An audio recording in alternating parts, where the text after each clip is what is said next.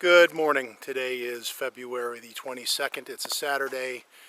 The temperature is about 34 degrees. Not too bad, but it is a little bit windier than they had anticipated. So droning is, I'll say 50-50. I'll keep an eye on it. The plan today is to hit the southern tier of the local vigilance area, a little further out than we have been, and have a look in there for some signs of activity and check on some other things as well. That's basically the plan. If I can get the drone in the air, that's a bonus. If not, I may come back tomorrow and do a two-parter again because the weather's supposed to be a little bit better tomorrow. But the conditions are so-so. You've got crunchy, shallow, I mean, it's not even an inch of snow, but it's all frozen in the course of the week. Since last week, it's frozen, probably melted a little bit and then refroze again. So it's more icy than it was last week. So that may be a little bit of an irritant or a nuisance, but we'll make do. That's the plan, and we are going to get moving, so let's see what happens.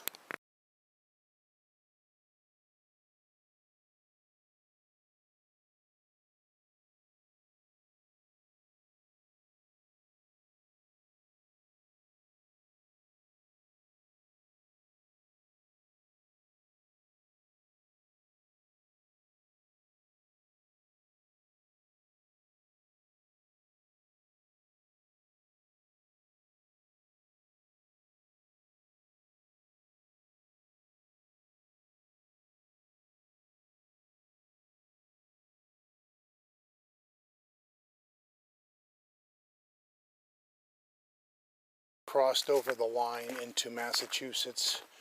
We're probably not even more than a quarter mile, and I'm trying to navigate this tricky little, it's normally like a semi-logging road, but it's all frozen today, so I'm trying to navigate this as best I can without killing myself, because it's all back in the shade, so you can't really get a lot of melt in here. So anyone trying to drive this time of year, good luck. Even with chains on your tires, I think this little stretch would give you some fun. But we are heading towards a pond. I'm hoping to investigate some things going over there. And then we're going to start work our way back to Connecticut, do some checking in there, usually probably right on the line, state line that is. And as you can see, hold on, the road has been used recently by something, given the nature of the road. I'm thinking probably snowmobile or rather adventurous 18-wheelers, but I mean, I'm sorry, 4-wheelers, but probably snowmobile given the conditions. But that is what's going on this morning. So far it's been pretty quiet again. Personally speaking, I don't think they're about, but we are doing our due diligence, I guess, more than anything else, and we'll report anything we can find. But as of now, I think we'll do a short first segment, and then if the investigation yields anything interesting, we can do that. Otherwise, we'll start another episode once we start back. Okay, we're heading back at this point, so thank you for that. So since we had the camera off, we have taken a spill on the ice, and that hurt. I can feel where I scuffed my leg up. No major damage done, just hit a spot of ice and miscalculated and paid the price.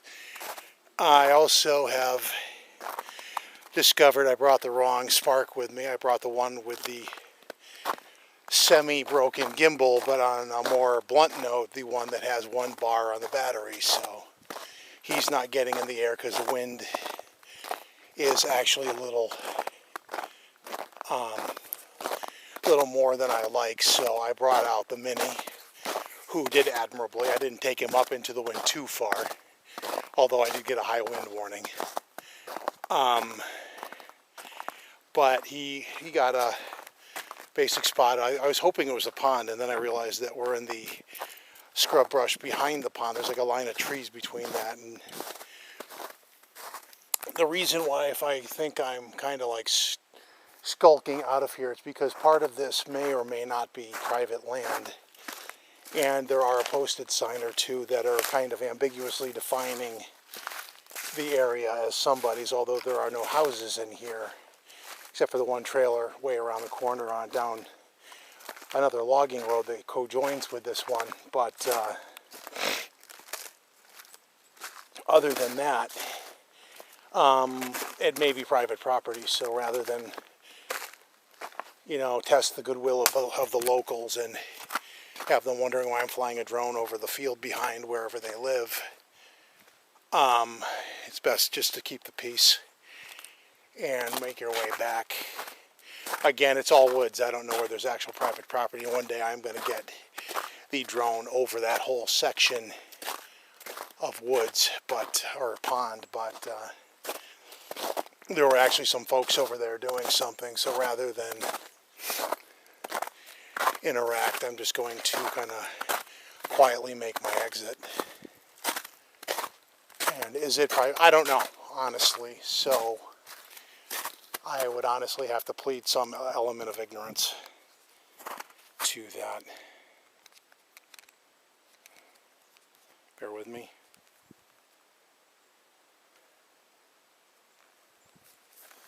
But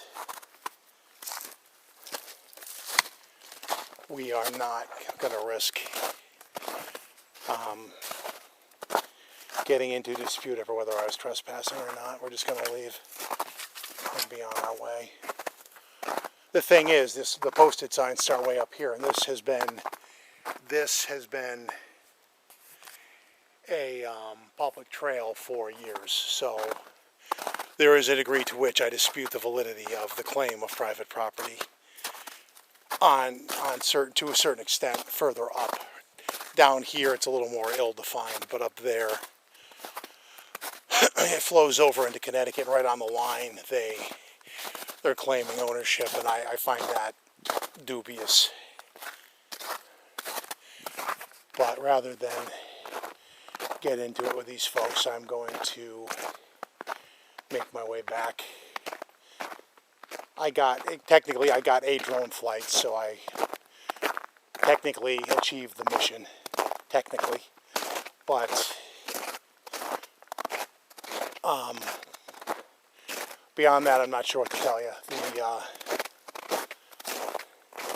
The wind is a little high for my little buddy to take undue chances. It's going to be better tomorrow, supposedly. I'd like to give him a range test like I have over my own neighborhood, where he got out a good distance. But if the wind is off and on and chancy like that, I just don't feel like wasting the afternoon hunting for him in all these woods, or having him crash and burn this early in his life.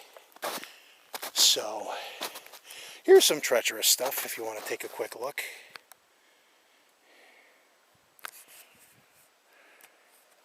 All ice. And I don't know where the hell that goes. Little side trail over there. I've never been down that one. But not sure. The guy claiming, I wonder if there's a cabin or something back there. But not the day's agenda. We'll track that down another day, especially when the entrance is all ice. I don't need to be trying to ask for help from a less than friendly person thinking I'm trespassing on their land. So we are kind of literally on the state line right now. We're back from our little stealth reconnoiter there, and didn't really learn anything new, except it's icy as crap over there and probably best avoided. Now we're going to go in here and look for sign, and already one day I'm going to hit that in the right direction initially, but we have some deer tracks going off this way. and coming from over in this direction. But we're going to head down this way a little bit further, see if there's anything interesting down here.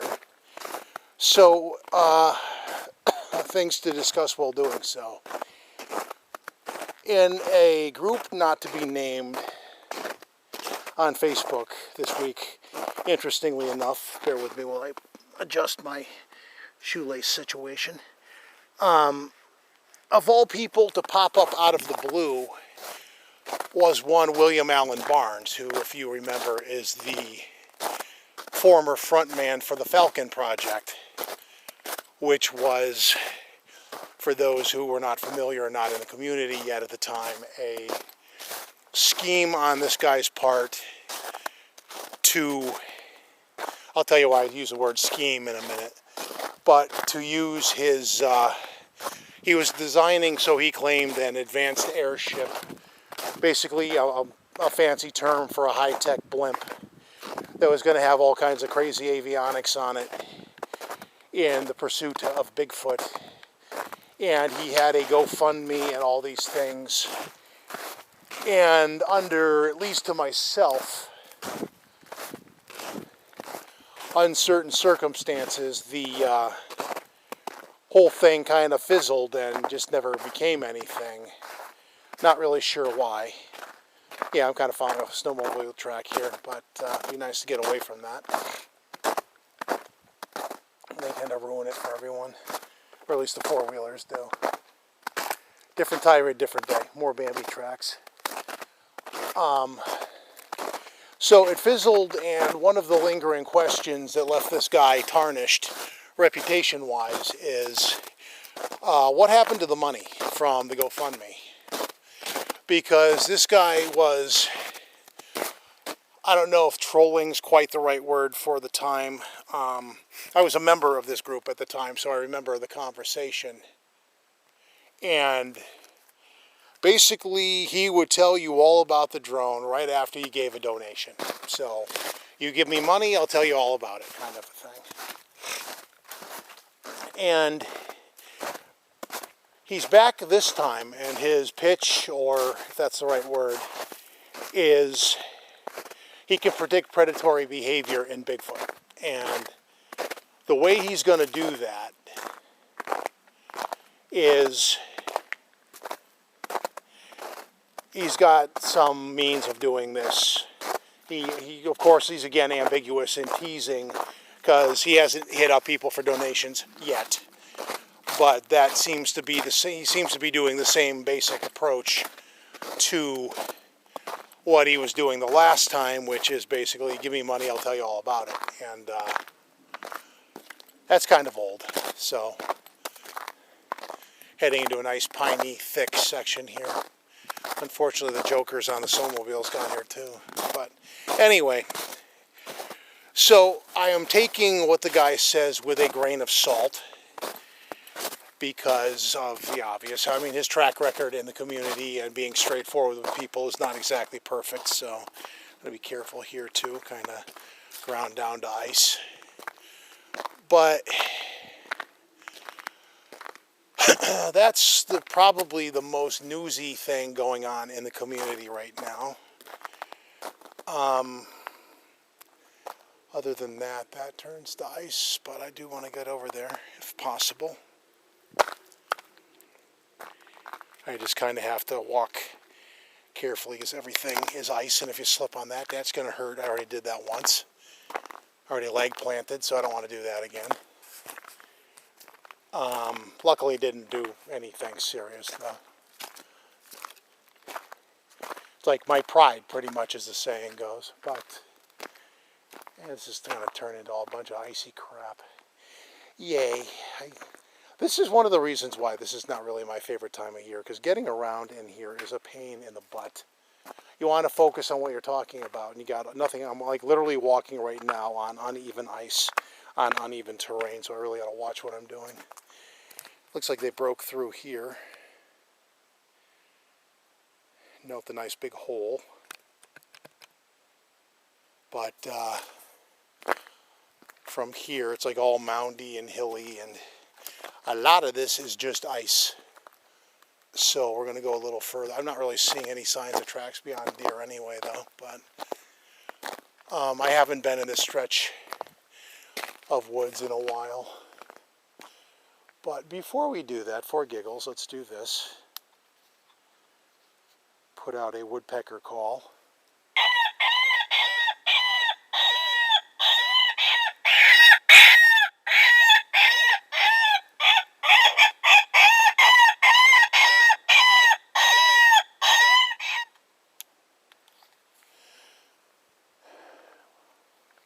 I'll put out two. See if anything shows up.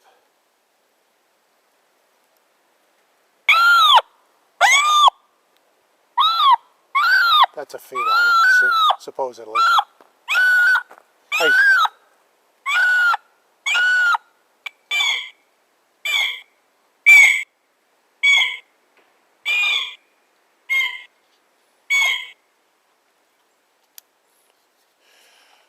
Okay, and in other news, I hear the cracking of trees, which means the wind is like in potential widowmaker mode, so we're not going to go too much further in here.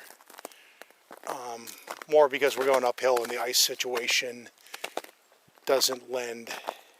Because the snow is so shallow, it's as much ice as it is snow, so getting up and then back down this could be interesting if this is of the wrong consistency. Doesn't seem that way. I guess the only other news is my drone fleet is growing by one. For those of you that are familiar with the Power Egg, it's actually a weird drone because it looks, when it's all folded up, it looks like basically a giant ostrich egg. But actually flies pretty good. Now the story behind this is the new Power Egg X came out, so the older model, which in my opinion is the cooler of the two drones, just because it's so unique in what it does. It is being, there's a lot of clearance related stuff going out, so this is basically where we are. You want a quick pan. And the story behind this is that I scored quite the deal, because 2 years ago when this thing, it's like basically the whole kit with extra batteries, the carrying case and all that, and all the accessories. 2 years ago this would have cost over 900 bucks, and I obtained it for 65 bucks in clearance with all that, the whole kit and everything.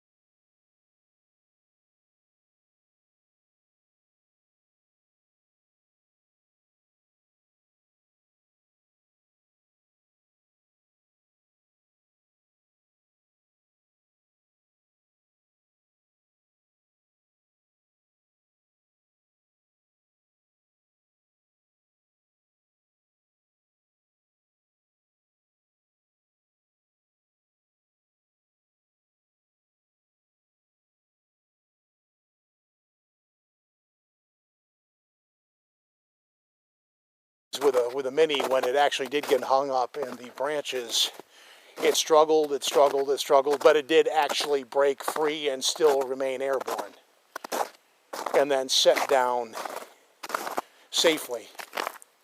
Not in the place I wanted it to, but it did actually come back and land safely and parked itself. And so I thought that was an impressive show of good faith and all that. So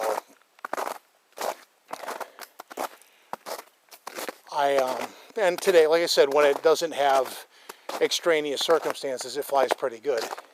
It's also quieter than the Spark, so better at sneaking up on things. How loud the Ag is, I did watch a demo a couple of months ago, but I forget how loud it was. I'm not going to assume it's a stealth drone by any stretch, but it was just, for $64, the deal was just too good to pass up. I was kind of shopping half-heartedly for like one of the cheaper ones to test that out, but I was tempted to get one, but it was just so damned expensive before. I can't bring myself to do that, but for $64, I'll take it for a whirl, see how it does. We are going to move to another area now. We're going to pick up this segment a little bit later. So we'll catch up with you in a little bit. Good morning. It's Sunday the 23rd, and we are obviously back in the area we were yesterday. And today, better droning conditions. I got the smaller of the two. Here's the difference. I think I said this yesterday, but the Spark is better on height. The Mini is better on range. And the Mini had a little bit of an adventure this morning. I sent it out to find out what its maximum range was going to be. And I maxed it out. It went into what's called return to home mode, out over a second wetland, which is basically as far as I was hoping it would get. And when it went into return to home mode, it basically rises up above the tree line. And I was able to re-grab the signal and take control of the drone again and basically do a glorified loop around all of the local 5 bogs that are open. And when I say bog, I mean, I guess, more of a kind of a mix between beaver meadow and like small pond in some cases. But all in all, I got all the way out and did a big loop around the greater waterway neighborhood and got it back and only used up half the battery. That is pretty sweet. And then put the Spark in the air for some scenic panoramas too. So on a nice day, like it's warmer today, the wind is a gentle breeze when it's there at all, which is also a nice thing. So all in all, really nice day out. And otherwise, the quiet pattern continues. I'm seeing a mix of tracks and what little snow. You can see there's less snow today. Let me show you that. You can see today it's kind of a mix. It's gone from yesterday, it was about 39, 40. Today, it's about, I don't know, it's hovering just under 50 right now. So it's actually a lot warmer. And as a result, there's been a decent amount of snow melt, which weird for the time of year, but good for my day's plans. So take that for what it is. And other than that, I don't really know of any other things that were report worthy. So I just thought I would do a quick segment on the way out from doing some aerial surveying of the area. I'll review that when I get back home, because the feed on the actual drone, what they call the live feed, I guess, was jumping all over the place a little bit for whatever reason. But got a little more hands-on experience with the Mini, and in this particular area, it might vary somewhere else, but in this particular area, I guess the distance from home base that it can get out without having major problems is going to be about 2,500 feet and change, which is 300 more than we had in our neighborhood in the first maiden flight of it. The Spark with just Wi-Fi probably can max out at about 1,800 feet by contrast, but can go higher if necessary. But you get capped at 400 feet and they both can do that, so that point is kind of moot. Anyway, we're going to wrap it up here, and with that being in mind, have a great week, and we'll see you again the next time.